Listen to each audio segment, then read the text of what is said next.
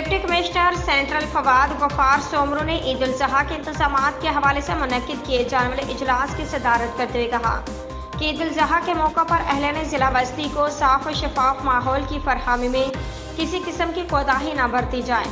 आवाम को साफ और शफाफ माहौल की फरहमी के लिए हर मुमकिन इक़दाम किए जाएँ। उन्होंने कहा कि ईद उल ज़ुहा मुसलमानों का मजहबी त्यौहार है। इस मौके पर मुसलमानों लाखों जानवर की कुर्बानी करते हैं, जिसकी वजह से बल्दियाती अदारों पर रोज़ाना की बुनियाद पर सफाई सुथराई के साथ साथ कुर्बानी के जानवरों की आलाइशें उठाने और ठिकाने लगाने के काम की जिम्मेदारी का बोझ बढ़ जाता है।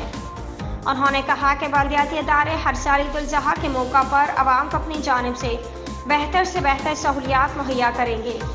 उन्होंने तमाम अदारों के नुमाइंदगान को हिदायत की कि वो आपस में राब्ता और ताउन को फ़रोग़ दें ताकि आवाम को बर वक्त सहूलियात मुयस्सर आ सके। इजलास में additional deputy commissioner Imran Solanki, 5 assistant commissioners, ज़िला बस्ती के 5 टाउन्स के चेयरमैन, टाउन एडमिनिस्ट्रेशन के इंतजामिया, Sindh solid waste, fire brigade, water board, civil defence K electric के नुमाइंदों ने शिरकत की।